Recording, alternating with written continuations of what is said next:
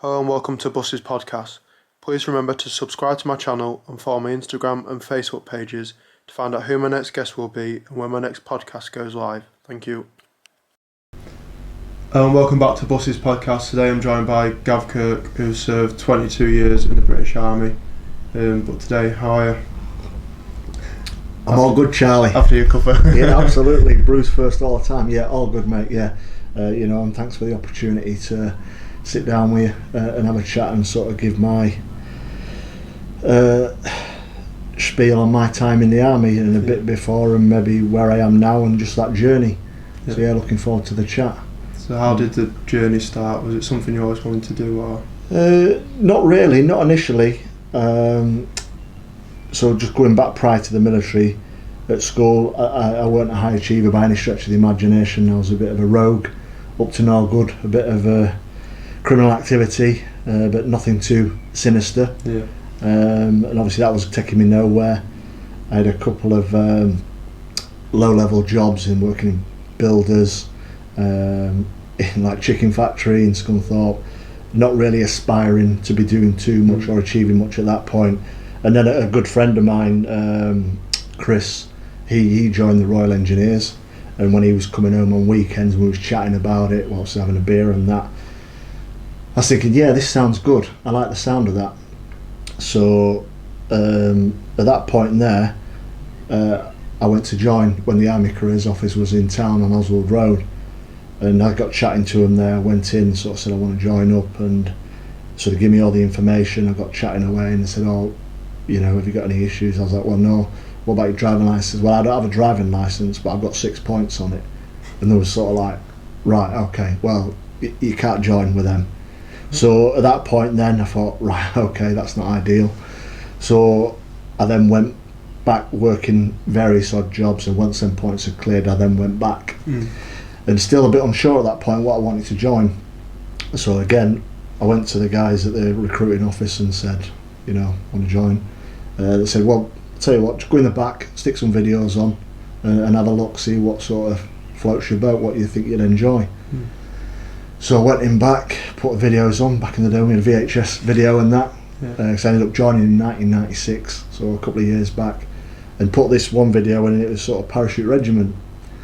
And all I saw was people jumping out of aeroplanes on these quad bikes, doing all sorts of what I thought was interesting, slightly crazy stuff, and I thought, that's for me, that's what I want to do. So I went back out and said, look, yeah, I found one, I want to join these, want to be a parachute regiment, I want to be a parachute regiment soldier. And he was like, nah, probably not, you're probably a bit small for that, I don't think it's really, probably achievable for you. And I was like, oh right, well, can I have a go? And he said, well, I'll tell you what, so what you have to do is you have to go to a recruit selection centre, and there are various places around the country for like 24 hours to pass a certain, do a bit of, I think maths and English, and you do a bit of fitness tests, a mile and a half run in a certain time, and if you was to pass that, you can then stay on what was called PRAC, Parachute Regiment Aptitude Course, which was the last 4 days of the week. So he said to me, well, if you go there and pass the Monday, stay on and do the rest, and if you don't, we'll come and look at your options.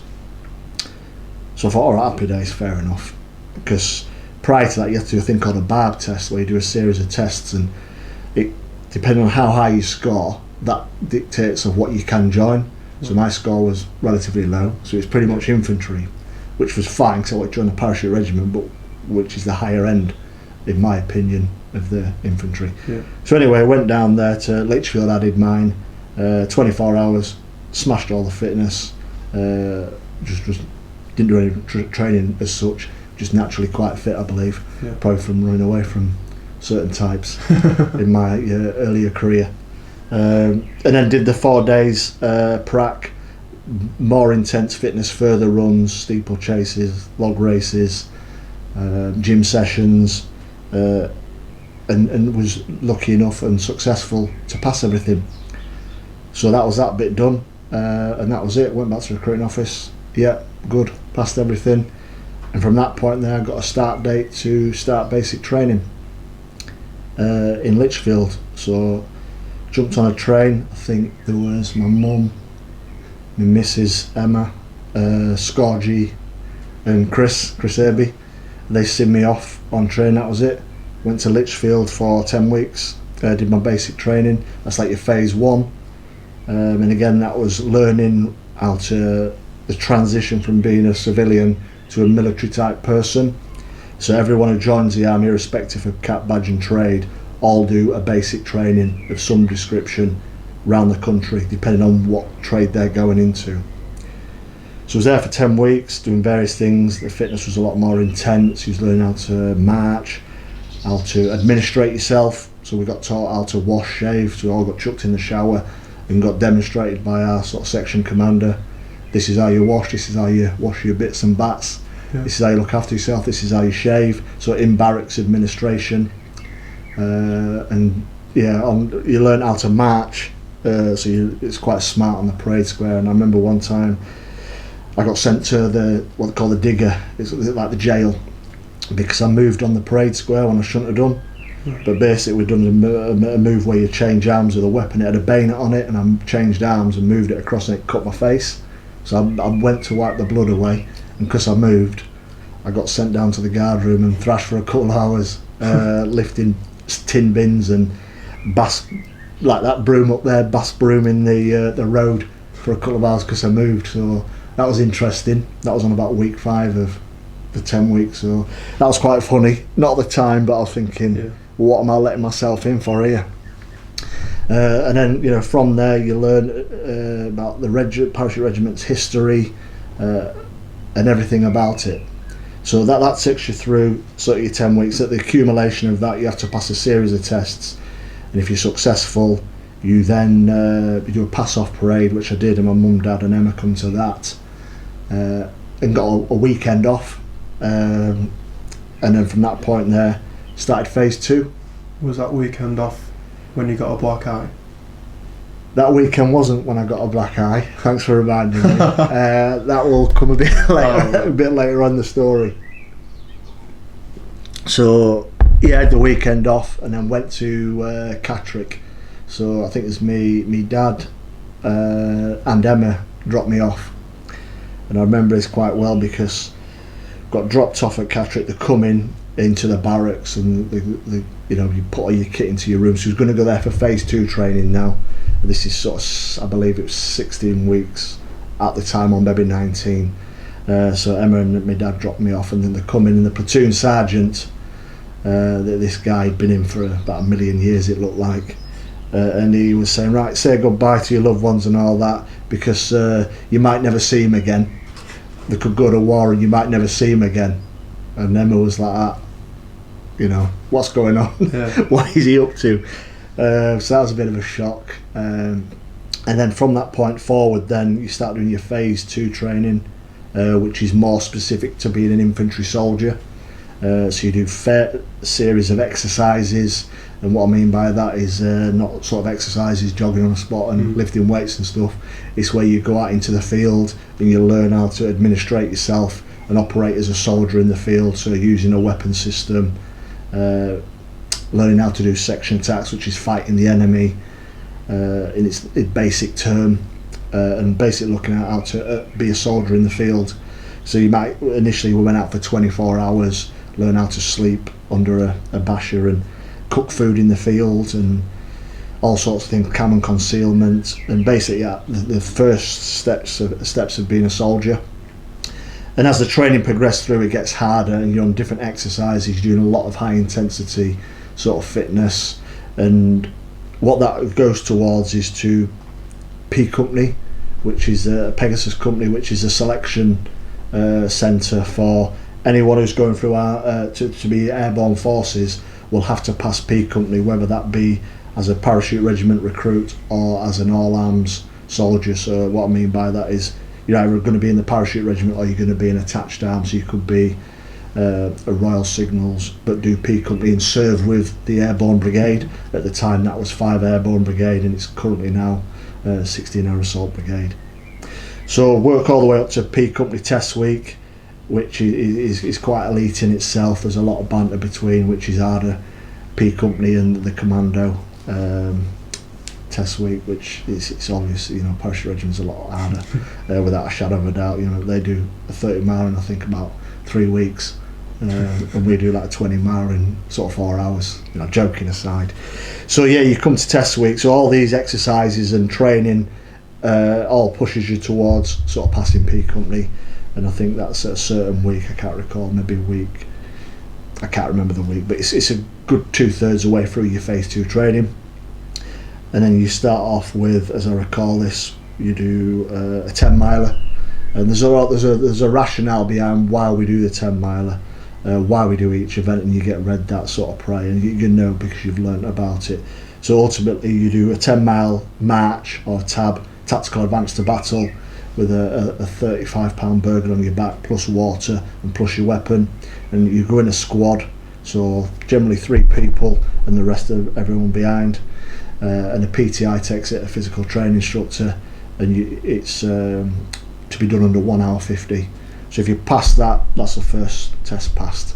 So that's on day 1, and then you do subsequent events over the next week. So there's a 10 miler, we do a 2 miler, which is similar event in helmet and Bergen under 18 minutes.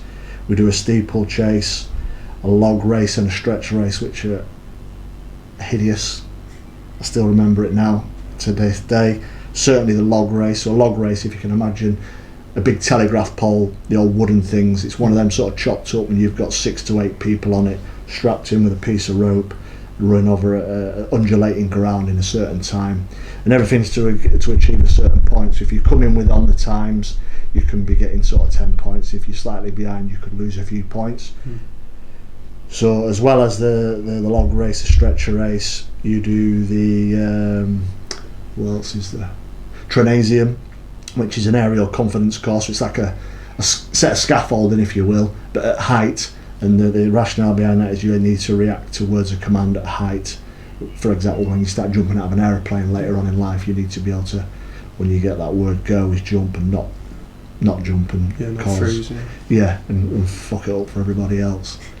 So you do all these events, and the last one is milling, where you stand sort of toe to toe, and that's controlled aggression, with the idea that you are using your eyes as your sights, your fists as your weapons, and you're neutralising the enemy, and that being the person in front of you. So you do 1 minute's controlled aggression with a head guard on and gloves, and you just punch the guy in front of you for a minute, and hopefully not get knocked down, and just keep punching till you get told to stop. And it's about keep going forwards. If obviously I'm getting punched as well, it's not about defence or any. It's not boxing. It's controlled aggression to neutralise that person in front of you. So that was quite enjoyable in reflection. Maybe not so much at the time, but that said, I did win my bout, which was all good. So yeah, that accumulated in. You get all your scores, and I was successful enough to pass. I did find it very hard. Up to that, I weren't the best at tabbing. At pace, I found that because I was quite small at the time, not that heavy. I did struggle a bit, but through grit and determination, I think resilience and the desire to want to pass it, I was fortunate enough to pass it on the first account, where some of my platoon who I started didn't. So I think we started with about 65, and actually when we passed off and finished our training and went to battalion, it was probably a third of that what went. So the attrition rate was probably 2/3 of who started, and that wasn't just because of P company, that might be through injury or didn't want to do it anymore. So yeah, I was very proud of that.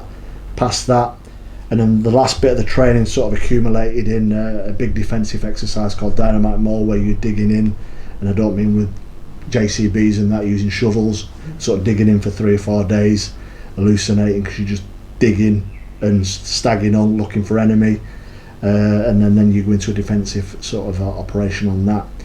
Hard work, but again, it's part of the process. And the final thing of the phase 2 training was moving back, went to Bryce Norton to learn how to parachute. Went there for a month, and we did 9 jumps to qualify to be a military parachutist. And this was static line, so you don't pull your own chute. You're attached to a fixed point on the aircraft, so when you jump out, the static line pulls out and then pulls your chute out behind you. So you did 9 jumps, we did a night jump as well, which was quite interesting because you're continually reaching for the floor with your feet, because obviously you can't see, and next thing you know you're at the floor. So we either jumped a single stick or sim stick, so either side of the plane is port and starboard. So on single stick you'll all go out of one side, but on sim stick you'll go out of both sides, but it'll be staggered.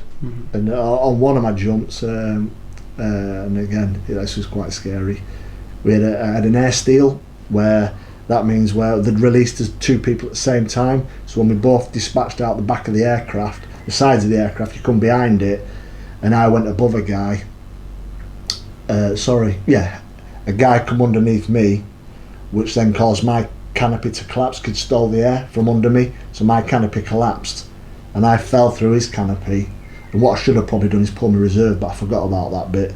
And then just but a bit of stroke of luck, I bounced off his canopy, which is his chute, and then luckily enough mine inflated. Because I was wearing kit as well, I had to quickly release my kit and then had a bit of a shit landing. But as it was, I think because I'm light, I come down quite slow anyway, where if you're heavier you come down a bit quicker.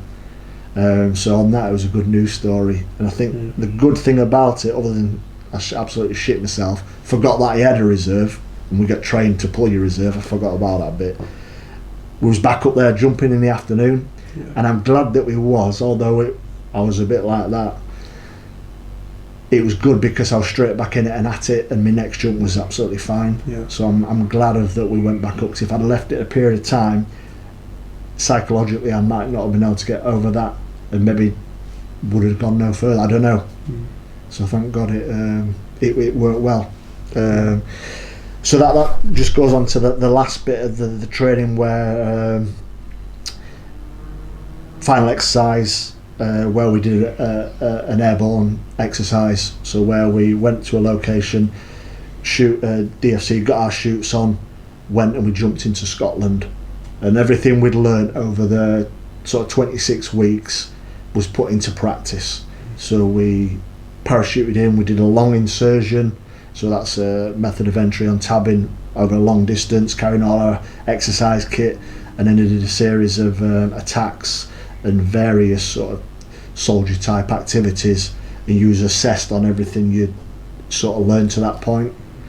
And at that point there, my platoon, which was 615, I was Arnhem platoon in phase 1 and Athens platoon in phase 2, 615, passed out and then passed into the parachute regiment. So that's a whistle stop tour of sort of basic training. And then again at that point I think another weekend off, but during that 16 weeks we did get our weekends off, so I could get home and chill out a bit in between, which was good. So and again it was a weekend off, and then at that point then it was to Aldershot. So I was all my platoon, what we passed out, what was left of us, 20 odd of us, we all went to one para. So within the parachute regiment there is slightly different now, but at that time there was 4 battalions. So a battalion's a group of people, so generally about 600 people thereabouts in a battalion.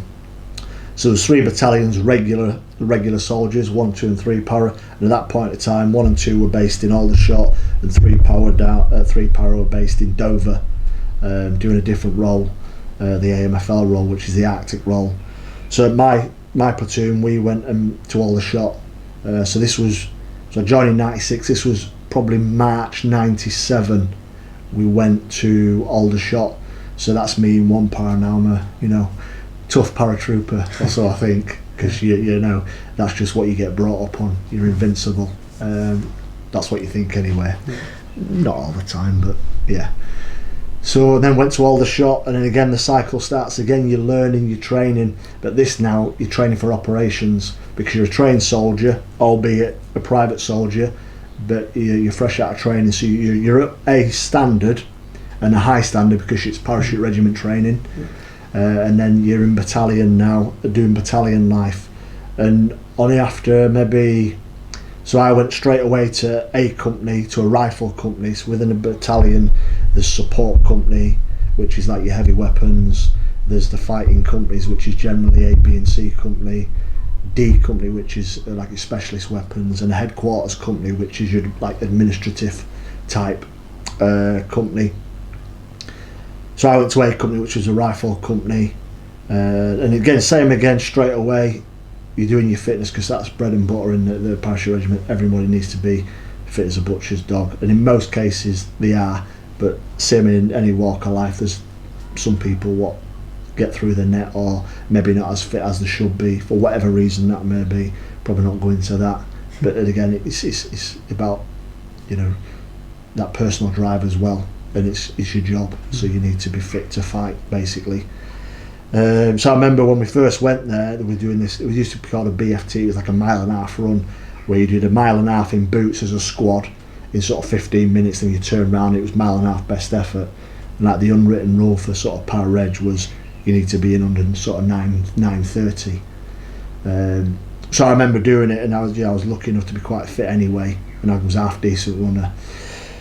But consciously, you know, that first run we did, I could have won that, but I didn't want to win it, so I come in about third, because I didn't want to get there and be like, know all, who's this kid rocking up, giving it the big, and so I made a conscious decision to sort of step back a bit, to try and get that accolade of, yeah, he's a fit bloke, because what I subsequently found out, if you was quite fit, you got left alone a bit, because when you was new to the unit, if you weren't so fit, you didn't get picked on, you didn't get bullied. People might perceive it as bullying, but you know, I'd probably phrase it as character building. Everyone's got perceptions of what it is, but that's just how it was then, right or wrong, whichever way you skin it. And some people did get maybe fucked about a bit more than I did, because I was quite fit, which helped. So yeah, we just started doing all fitness sort of stuff, learning how to operate as a paratrooper, as a trained paratrooper, low level training, and probably after about 3 or 4 weeks it was said, right, the battalion's been, it's part of the operational cycle, you're going to Northern Ireland. So this was back end of the year 97, so I thought, bloody hell, you know, I've only been in the army 6 to 8 months, and I'm going to have my first operational tour. A bit apprehensive, you know, I spoke to the missus about it and I was like, bloody hell, it is what it is, we knew about this, but I didn't expect it to come so quick. But anyway, it is what it is. So the training soon shifted quite specific to Northern Ireland training, whereas going various locations and learning how to operate in that sort of island environment, quite urban or rural, so you're either in the sticks, in the cuds, operating, or in the high streets, patrolling round and doing your thing. So that we did the training and went out there for 6 months, and you know, with us being parachute regiment, when we first went there we didn't wear any maroon berries or any regimental insignia, the maroon DZ flashes. We just went sort of incognito, I suppose, but we weren't, people knew, they out there know who's coming and know everything. And obviously there's a lot of history which I won't go too much into regarding the parachute regiment in Northern Ireland, way before my time, but you know, it's been quite topical over the last few years. So we went out there and that was my first operational tour for 6 months, and I really enjoyed it, and that's what I thought, this is what it's all about, putting things into practice. So you have a rotation out there, you get, because you're out, you don't get days off to go do so much, but you get a day off and it's like an admin day to sort all your gear out, wash your clothes and get ready for the next bit. You work on a cycle of, you might be out patrolling in the sticks, out in the cuds for a few days, staying out in barns and wherever, and then you might be out in the streets doing sort of patrols and doing checkpoints, and then you'll be doing security of the barracks itself, and that's an all day affair. And on the days you get to rest a bit on your day off and do a bit of administration. That repeats itself pretty much for the duration you're there. But we did get the odd chance to go out to sort of places like Belfast and do a bit of shopping and that. Again, getting dropped off at certain places and going and doing some shopping, which was good, a bit of respite and change for the scenery, although you had to be, you know, keep your wits about you, like, so obviously at that time, and probably still, you just got to be a bit careful. But yeah, just back to the black eye, this is where the black eye come into effect. So on my R&R is your time off, you get rest and recuperation. So generally you get about a week when you go away for 6 months to come home. And at this point, I would come home, I think it's maybe me first or second night back, was in a pub. I won't name names, but it was on Flood Road. Yeah. One of the bigger pubs on there, and I think it was me, Dave. It was probably all out, all the normal reprobates. And anyway, it kicked off in said pub, and manager was in an headlock by a certain person, and then it just continued and escalated out into the street, and I got blindsided and a hell of a black eye. It was awful. I remember, Mrs. Emma and a good friend of ours, Jane, took me to hospital A&E, and my eye was pretty much closed black shut for all my R&R, which was far from ideal, and then I had to go back out to Northern Ireland with a black eye on the streets patrolling. Not too good, not one of my best moments, but it was an experience. It was a life experience, shall we say, and you know what, it happened, not the black eye, but that sort of activity sort of happened periodically throughout my life and my career, literally up to the point of me getting out. Was still in the odd scuffle, but not promoting it by any stretch, but shit happens. That was sort of Northern Ireland again, whistle stop tour, and then sort of like the cycle in the army sort of repeats itself to a degree. You're in there at the end of the day to go on operational tours and sort of do stuff with sort of nasty people, and ultimately to protect the United Kingdom's interests. That's why we do what we do.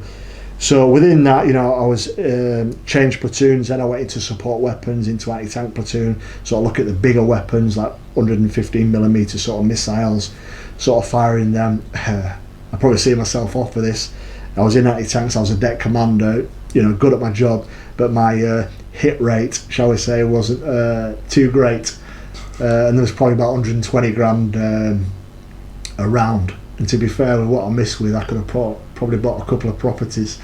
But you know what, it is what it is. Throughout that, spent some time in support company anti-tanks, where at this point I was now a corporal. So I'd gone through a couple of ranks, so a bit more responsibility now, a bit more pay. And then I had a post into Catterick where I was working. This was at the time about 2001 when mine and Emma's son was born, Harry, and we decided to move from Scunthorpe. We had a married quarter in Catterick, to be together with our sort of our son. And I was working, and Emma was sort of looking after Harry and that. And we had a married quarter there for about a year, and for us as a family, it didn't work. Emma, family time back home and that. So we only had although I was still posted there, we had a short spell at Catterick as a married quarter, and Emma come back home and lived here with Harry, and I sort of stayed down there and did my work. And then from there I went back to Dover. Going back from Aldershot, we moved to Dover a couple of years back. So at that point now I went back to Dover, and I was starting to get interested in being a physical training instructor, and I was thinking, what do I enjoy? And I've always enjoyed my fitness. So at this point now, we'd just come back from Ireland. But then we went out to Kosovo, and not long after that, and did a tour of Kosovo. It was a sort of 1st Brigade that went out there, 5 Airborne Brigade, and that was to sort of keep the peace between the Albanians and the Serbs. They was at each other. A lot of stuff going on out there, and again, it was a great operational tour. We was only in there 3 to 4 months, but the stuff we seen out there was interesting. Some things not nice, but that's realities of war. Some things you see in them fields of operations, and they're not nice, but it's just part of it. So again, I say it's interesting, and I mean that in a sense it was interesting. I was no warmonger by any stretch of the imagination, but it was actually interesting. You see it on telly when you were growing up watching stuff, but to see it for real, it was quite interesting. Was that the shallow graves down the shallow graves, which I talked to about you before? Shallow graves, the masses of weapons, the choice of weapons. I remember one area we went into, there was like a dungeon, if you will. It had like a few inches of water. There was metal chairs with their cushions took off, and then wired up to the mains, where they would probably sit them on and turn the mains on. And also next to that, there was sort of sticks with nails coming through and claret all over it, where they'd done stuff, not nice things to people. But you could piece together what had gone on. You didn't need too many brain cells to come to a conclusion with that. We've seen a multitude of things like that. Took a lot of weapons off the street, which was good. Obviously I haven't got pictures with me now, but I've, for a later date for you, I've got pictures of 3 to 4 to 5, 600 weapons and more, what we took off the streets, which was good. And I remember one particular time on there, towards the latter end of it, we had an interpreter with us. So when we was out there, we learnt to speak basic sort of Albanian and stuff like that, just sort of hello and how you doing and all that sort of low level stuff. So we used to hire we used to call them interpreter. So they would work alongside of us when we was out doing our job communicating. We would use them. And it's a bit of a trust element, really. We sort of paid them to work with us. They come sort of vetted loosely, but I was always a bit, couldn't really trust him. And we built up a good relationship. It wasn't till the latter end that we actually seen him for what he was, and he was up to no good. And I remember this one occasion there was a lot of gunshots going down, and so we was looking after an elderly Albanian couple. And on this occasion, we weren't there on that day, but we went down there where the shooting was, so we sort of had follow up on that and got there. And to be presented, me and my mate, when we got in there, there'd been a shooting. The old man had been shot quite severely in the head, bleeding out. So me and a good friend of mine, we were trying to patch him up, put him on a vehicle, take him away. His wife had been shot as well. She passed away at the scene, and this gentleman who we'd patched up, being a lad Mark, was using first field dressings at the time, quite like sponges, if you will. We patched him up, took him away, but again he passed away as well. So that was a bit unfortunate that. But as it unfolded, it was the Terp we was using did that. So he'd been working alongside us all that time, knew we was looking after these people, and then subsequently, pretty much executed him. What, he did that himself when he set it up? Yeah, no, he did it. Oh, right. He did it. So, yeah. Well, that's the intelligence we got. So, if he's watching, I don't know. Probably not. So yeah, that was an experience again, and I call them all experiences because that's what they are. So yeah, it weren't great, but again, it was an experience. But we did what we did, and unfortunately on this occasion, it didn't work out for that gentleman. But it was maybe nowadays with the technology we've got, maybe, but not then. So yeah, that'll just bounce back there to Kosovo, and then so that was sort of 97, 99, and now we're sort of in the 2000s where I'm a corporal now. I've gone back to Dover. And it's this point now I'm thinking, still enjoying being para-reg, but I do enjoy my fitness as well. So I started looking at transferring to the PT Corps, which is the Royal Army, as is now. It was the Army Physical Training Corps, it's now the Royal Army Physical Training Corps. So I thought, I do fancy that, and there's a selection process with it whereby you have to do a selection process. You have to be selected off your PTI courses. So at this point, I'd done my class 3 PTI, and that's where you can train soldiers for, I think, 6 or 7 weeks, and did well on that. And then went back a few months later and did my class 2, so I can now train recruits now if I got offered that job, and did well on that and achieved top student on that, which was nice. Accolade after sort of 9 weeks on a course. And at that point there, come back to Dover, and we're still thinking about it, what to do, excuse me. And then another tour in Northern Ireland come up. So, again, cycle of training, ready to deploy again. I went out to a different part of Ireland this time, South Armagh, and did, I think, again, similar sort of process as the first tour. Went out there, did the tour, and I think I did about 4.5 months of that tour. And then come back, because I was in anti-tanks at the time, and come back, did some specialist weapon. There was a new weapon system coming into the anti-tanks. We was trialling 2 at the time. One is American, Javelin. The equipment's called Javelin, and the other one was Israeli, and it was Gill Spike. So I was on the Gill Spike team. Great bit of kit, but it was, we was trialling the 2, and subsequently I was on the trials team, and we went with the Javelin. That's what's currently in service now. So I was a part of that trials and development team. And then, the battalion had come back from Ireland then. And I forgot to mention, I just remembered about Ireland. Going back a couple of years, also went out to Ireland twice for about a month, 3 to 4 weeks, doing the marching season. So the Garvaki Road sort of stuff, that was a thing back in the day where you would go out there and provide security for the guys and girls out there doing the marching to provide a bit of security. So I just wanted to get that in there. I forgot about that bit. So I'm in a predicament now of where I want to take my career forward. So at this point now, it's sort of 2000. So I haven't been in that long. Sorry, I'm getting my years mixed up. 2005. So I spent some time in battalion doing the operations and exercises and stuff. Done my PTI courses. And actually, that's when I went to Catterick to be a PTI. Then I forgot that bit.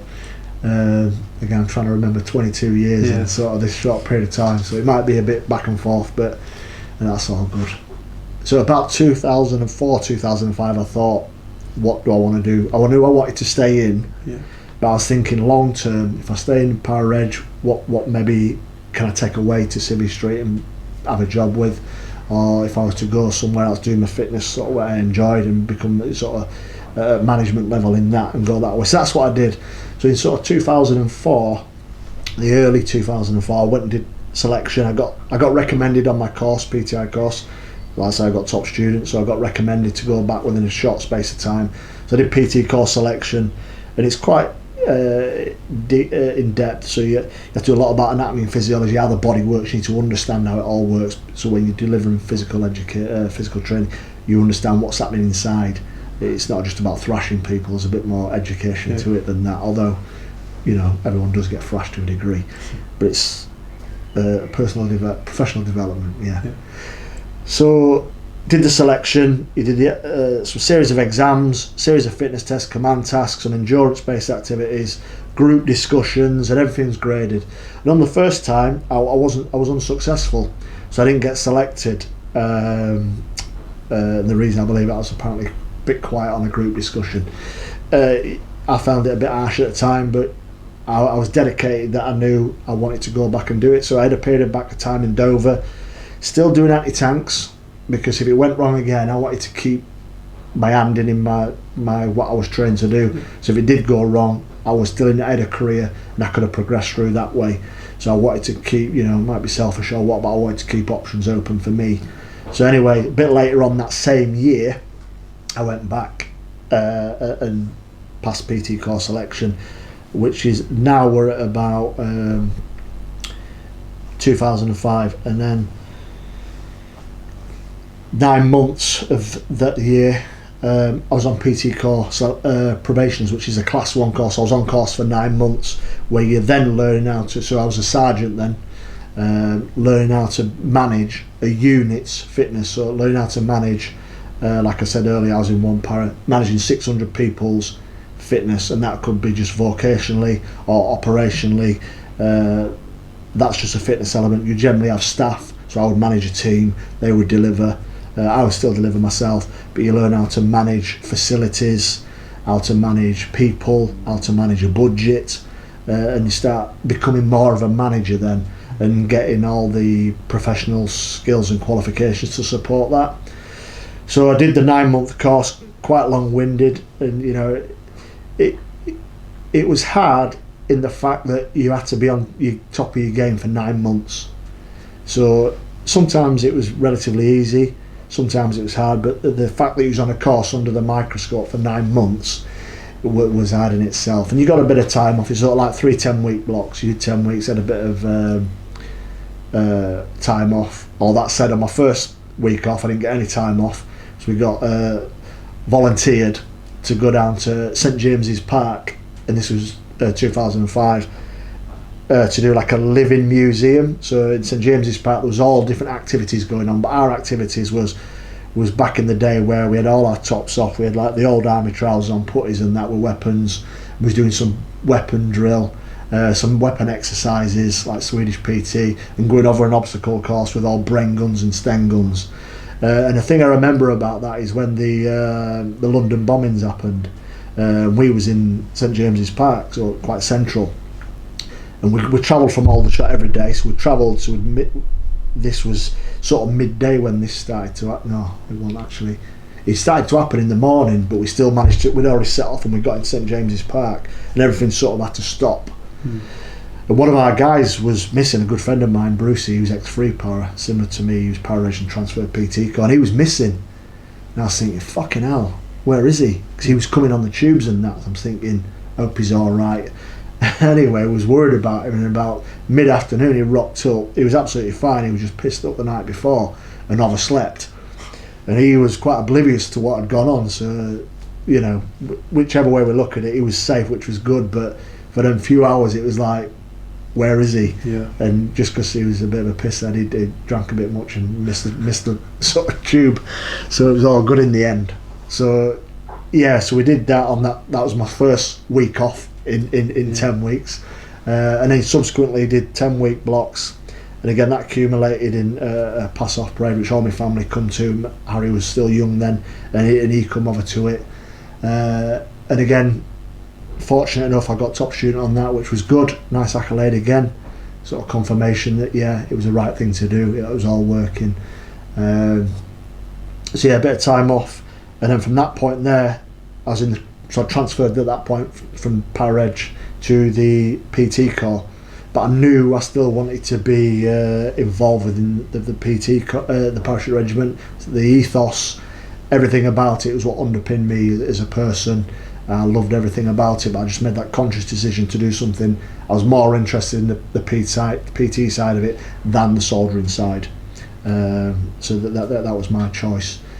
So my first unit was a minor unit in the Midlands in Donington, where I was looking after a unit there of signallers, RMPs, probably about 300-400. It was called a minor unit, small unit. And again, that was me cutting my teeth as a PT Corps sergeant, learning how to manage my own gym, how to manage an operational unit, how to manage all them things I've been taught. And it was relatively slow time, not a steady away unit where I could learn my trade as such. And it's at that point there as well I started getting into the boxing officiating, which I still actively do, and I'll come on to sort of shortly. So again, that was my first unit as a PT Corps instructor. Cut my ties with Para-Reg to a degree at that point, although my mates who I joined with, we were still very much connected and keeping in touch with each other. So I was enjoying that. Great, we had a good time there. It was a good unit to cut my teeth. Good unit for, you know, Emma come over. We had many dues in the mess. That's where you live, in the science mess. Great social dues. God, some what would start at 6 in the morning, some 6 at night, and sometimes finish at 6 in the morning. You know, great dues. Really good people. You know, good times of our life in some of them dues, in most of the dues anyway. So you had a good couple of years there, and at that point there, I knew I wanted to go back to the Airborne Forces. So at that point, I knew a good friend of mine was at P Company. He was the P Company PT Corps instructor, and I knew when he was leaving. So I went to my sort of boss and said, look, he's moving, I'm due to move, he's got his job, can I sort of go there? And I solved his sort of job of looking for people for jobs. So I went with him with a solution rather than a problem, and as it was, it come off, and I went back to P Company then. So I'm back with my Maroon Berry on now, back into the sort of ethos of the Airborne Brotherhood, and I'm now sort of lead instructor on delivering what I went through as a recruit, P Company Test Week.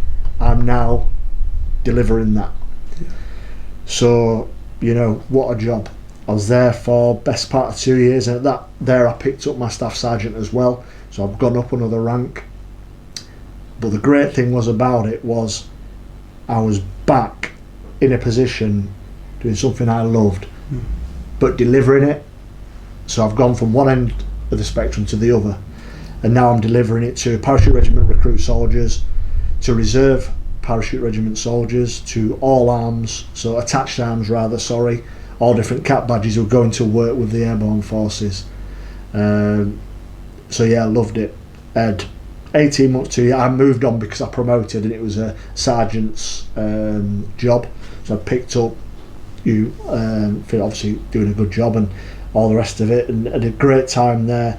Loved it. Had some great times, some great piss-ups as well, and then from there went to 3 para. So on promotion went to 3 para, and again great. But the Airborne Brigade now is in Colchester. All the shots sort of, it's still going all the shot, but the airborne element is predominantly in Colchester. That's like home of the Airborne Forces now. So I've gone to Colchester, I believe this was September, and and then pretty much straight away they'd already been to Afghanistan quite a few times, I think 3 or 4 times by at this point, as a brigade. So straight away I'm into training, ready to go away to Afghanistan. My first time in Afghanistan. I'm not going there as a parachute regiment soldier, I'm going there as a PT Corps soldier. So really on operations within the PT Corps, there's, depending on where you've transferred in from, sometimes dictates on what job role you'll do out there. So some guys maybe manage the gym out in Afghan, because in all the different areas they did have, for example, there's a big gym in Bussy, and in the FOBs, and like that's a forward operating base. In other areas out in Afghan, they have their own made gyms where the guys make stuff, and then over time they started getting proper kit in there when it was more established. So this is sort of 2010 now. So Afghan's been going probably best part of 9-10 years at this point, so they're quite well established in terms of kit and equipment. So we're straight into, you know, training, me doing my training to go out there. My job out there, I was going to be a CQMS, so which is a company quartermaster CQMS, yeah, company quartermaster sergeant. So my job out there is to look after kit and equipment. So I was in C Company working with a good friend of mine. He was sort of forward in the FOBs, and I worked in the rear. So I was looking after all the kit and equipment, making sure the guys forward had everything, all they needed to be operationally fit to fight, and that's all their kit and equipment for war fighting, the welfare stuff, making sure they've got everything. So what I would do, I'd be based at Bastion, and I would jump on aircrafts every other day, flying out to where they are, with other people, obviously not on my own personal aircraft, flying out to various locations, taking kit out, bringing kit back, stopping over, doing what I needed to do, and coming back. Another side of that, not the best side of it, would be where if our soldiers were injured, they would come into the Royal Free Hospital in Bastion, and I would look after them back there, and whether that be look after them until they can go back into the operational theatre, or look to send them back home, whether that be to hospital or back to the unit, and then get another a BCR battle casualty replacement to come forward to replace them. And sometimes we had guys who could go back home well. We did have guys what went home minus a limb or two, and we did have guys what didn't go back home. So we had all 3 elements of it, and again, not the best side of it, but again, I put it as an experience. Realities of war, that's what happens. Not ideal, but that's just nature of the beast. Was that where you had, in the hospital, you had your soldier on this bed and their soldier on that bed? Yeah, and I found that hard because it was a Royal Free Hospital, and we had to, you know, as a NATO sort of organisation, we had to look after, if you will, the enemy as such as well. So what I found hard initially to get my head around was that we would have our soldiers in there, not all 3 paras, some from the battle group, but then you could have some sort of Afghan national in there as well, in a similar bed, and that's quite testing, because you know, all thoughts go through your mind, right or wrong, but that's where being professional in your training sort of kicks in. So you obviously do the right thing and just try and put that to one side, look after your guys, and do the moral thing what you're trained to do. But that said, it was quite testing, but it is what it is. And you know, with that, the realities of war, peace, and then those who were unfortunate not to be with us anymore, we had to do certain ceremonies, and it's the right thing to do to sort of send them back to the UK so they can be you know, buried appropriately and back to their loved ones, but in not the great circumstances. But that's one of the parts of it, not the nice part, but it's reality. So that's just what it is. So yeah, I had a great tour out there.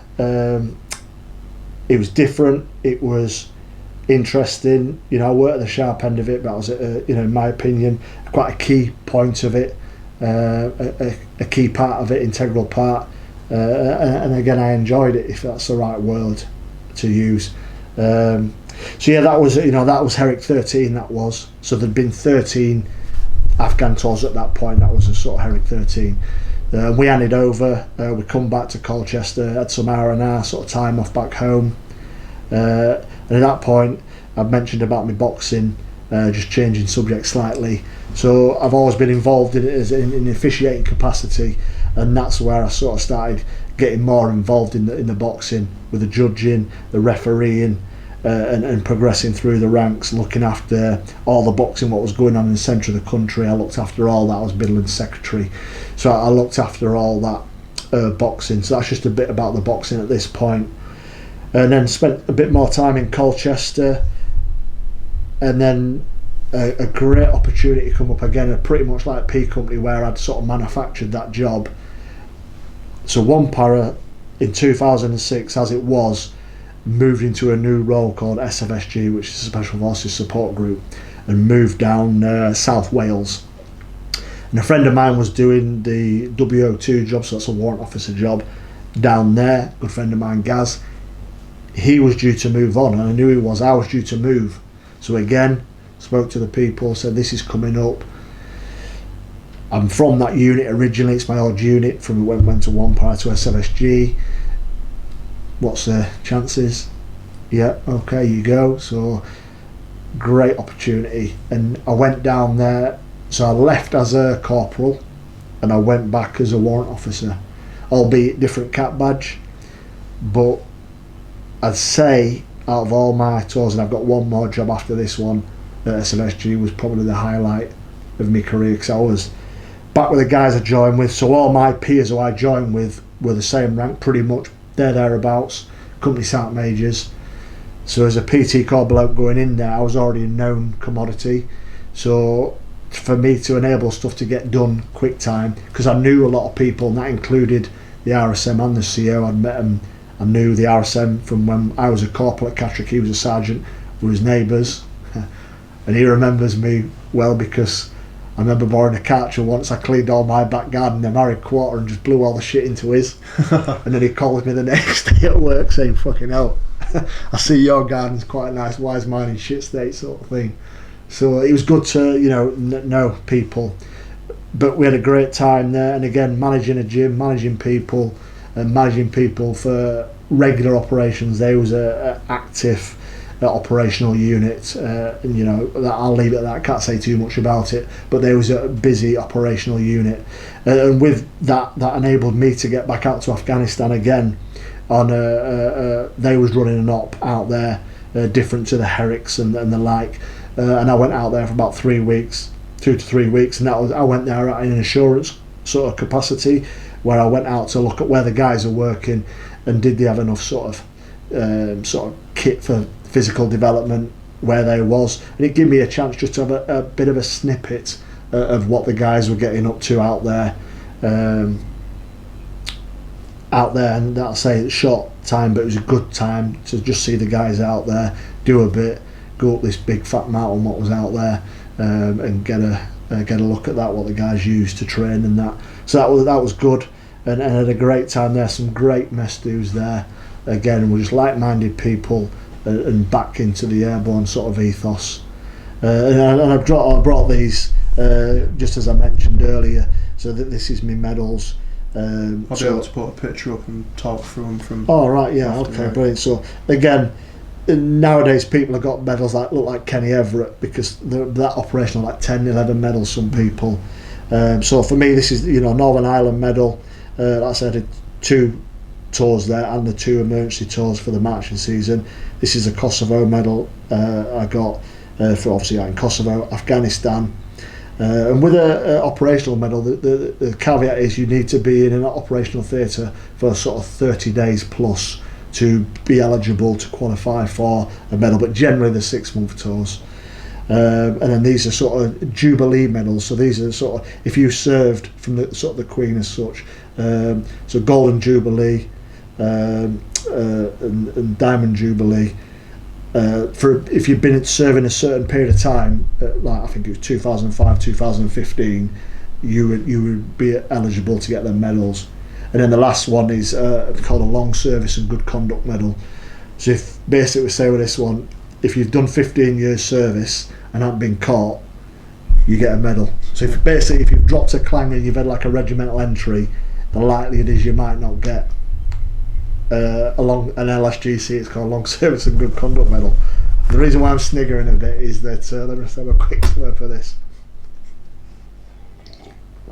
Is that so? When I got married in 2001. Prior to that, I went out on my stag do. Your old man was there. There was quite a few of us there. We went more banded. We'd been in Rendezvous for a good few hours, suitably oiled before we even got on the minibuses and went to Doncaster. Anyway, it ended up in shenanigans. What I mean by that, again, rolling about the streets of Doncaster and got in an altercation with a few police officers and all that. So it didn't end well in the fact that me plus 3 others got locked up for the night. Not ideal, but thank God it was 2 weeks before I was getting married, so it worked the night before. So it all ended good. Obviously got a bollocking off him, and rightfully so.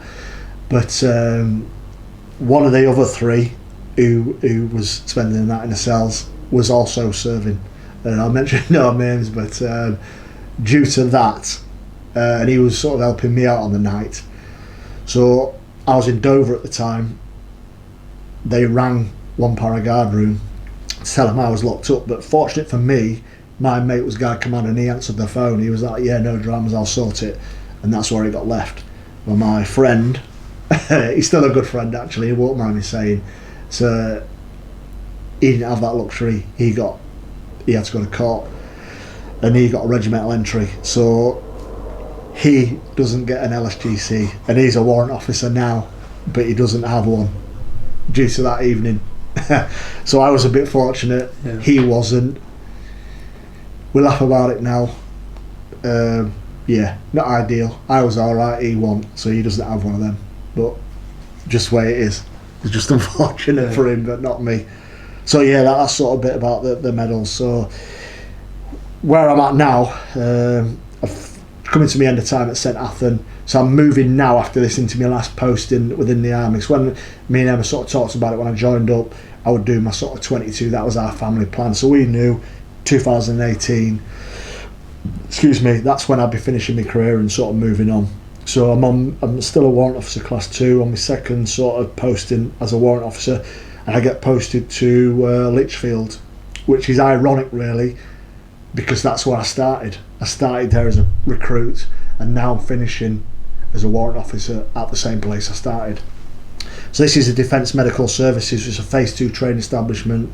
So I'm there for my last 3 years, and again, PT Corps, warrant officer, I'm managing a high volume. We had about 8,000 soldiers come through there a year and trained to be medics, army medics. Well, not just army medics, it's tri-service. We had RAF coming through and Navy soldiers to become medics in their service. So again, manage the facilities, and at that point there I was starting to look at so I was managing a team. I had enough staff sergeant what I managed, and 4 PTIs, 2 army, 1 Navy and 1 Air Force, because it was tri-service. And it's at that point there I started looking at my resettlement for my transition into Civvy Street. So I was looking at going on courses, getting my management quals, and looking at what I was going to do life beyond the military, which was quite daunting. I'm 44 now, sort of half my life was in the military. So I used that time, and I used it wisely, and I did some courses. But as it unfolds, them courses I did for resettlement, I didn't use. I moved into a different job. So I used my resettlement to do sort of various courses, but I spent a lot of time doing my teaching course. So I could teach as long as I was current competent in that skill set. I could deliver training. So I did a lot of first aid courses, so I could deliver them. My idea initially was going to set up my own limited company and be like a freelance sort of trainer, and that's what I got geared up to do. And then another job in the military come up on a different contract to stay in as a W01, and I applied for it and got it. So I thought, right, okay, so I'll keep these qualifications I've learned, what I've done with resettlement in all the first aid and stuff, and I'll do this job in York. And I was scooting about looking for jobs, and I spoke to a good friend Phil, who was sort of Phil Wiggum. He got me my foot in the door at British Steel as a trainer. I had an interview, and got a job. And I was like, hell, I'm not even out yet. I've got a job here at British Steel. I've got a job still in the army. Done all these courses. I was in a good position, created opportunity. And I think in reflection, I probably did the wrong choice in reflection, in hindsight, which is a wonderful thing. And this is, I'm not dissing British Steel, because this is, people may watch it, from British Steel, but it just didn't work for me. So I took the job at British Steel, got out. I was officially due to leave the army in July 18, but because my replacement had come in, I was granted to leave in February. So I was allowed to leave in February 18, but I was officially out. So them few months, really, still getting paid by the military. So I could have just chilled out. I did chill out for about 2 months, about a month, and then got this job at British Steel. So I committed to starting in April of 18. And I think, again, in reflection, I should have just took my time to transition into Civvy Street from being military. So I found, for me, I did struggle at that place with the culture, what I was used to, what their culture was.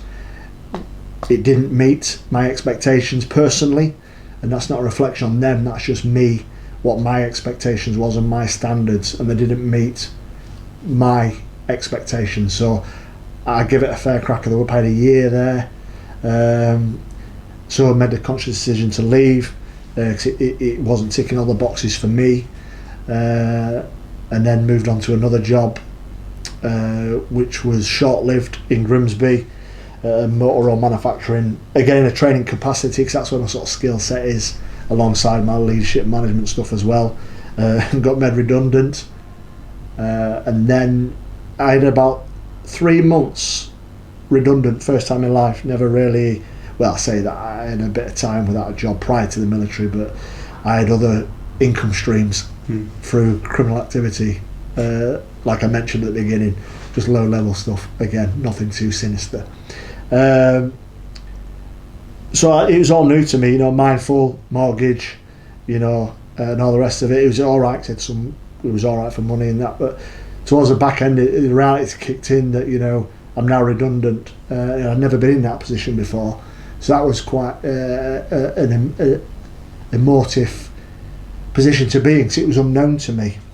And when you put things into context, when you've got commitments, it does sort of start playing on your mind of, right, where next. And then I applied for a job at Drax. I applied for a few jobs. A couple of things come off, and then didn't materialise at last minute.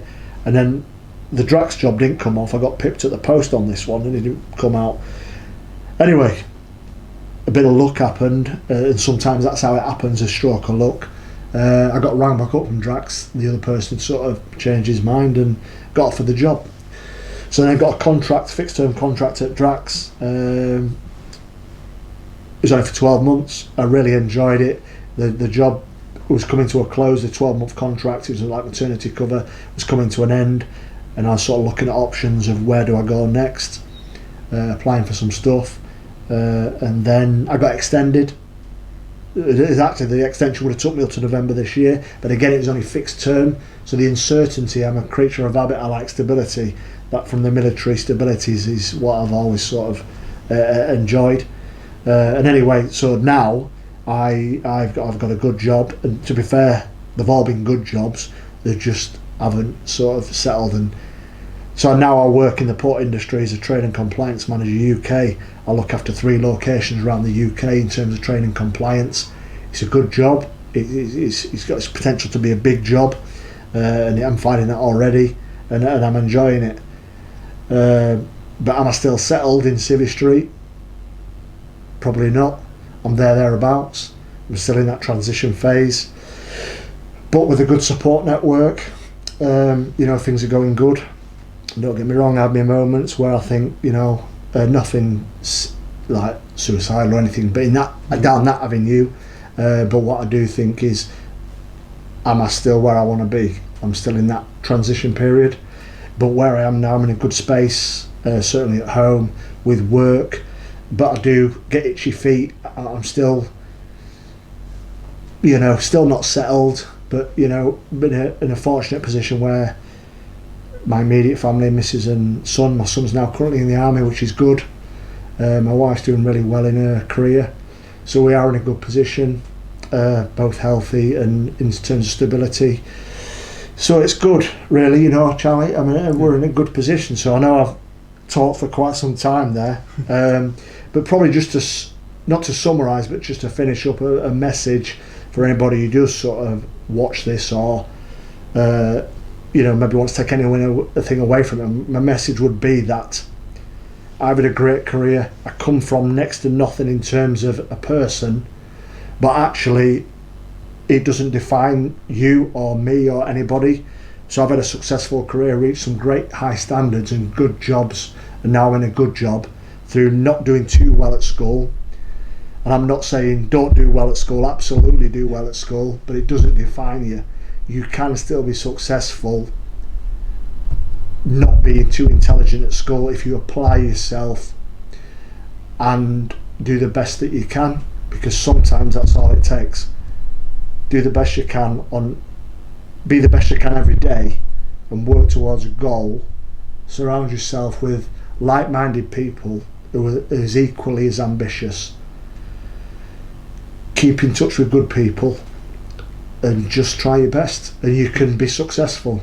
Success can be measured in many ways, but that's only down to the individual what success is. So I think just my message is take on board them points. If you want to join the military, whichever service it may be, you know, joking aside about the commandos and that, Air Force or Navy, you'll get round the world.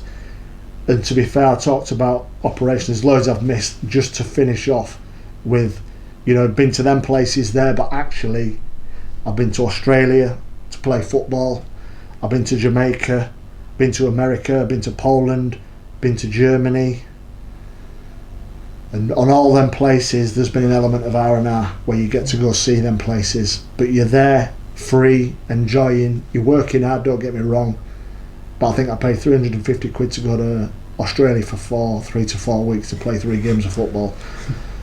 And I think, Charlie, I'll finish it there if that's all right, mate. Yeah, well, I massively appreciate you coming on today. Obviously it's been quite almost powerful, I guess, getting talked through something that I've never sort of been talked through, so thank you very much for coming on. You're very welcome, mate, and thanks for the opportunity. Cheers, mate. Thank you. Thank you so much for watching. For more videos like this, please remember to subscribe to my YouTube channel, and to find out who my future guests will be, please follow my Instagram and my Facebook pages.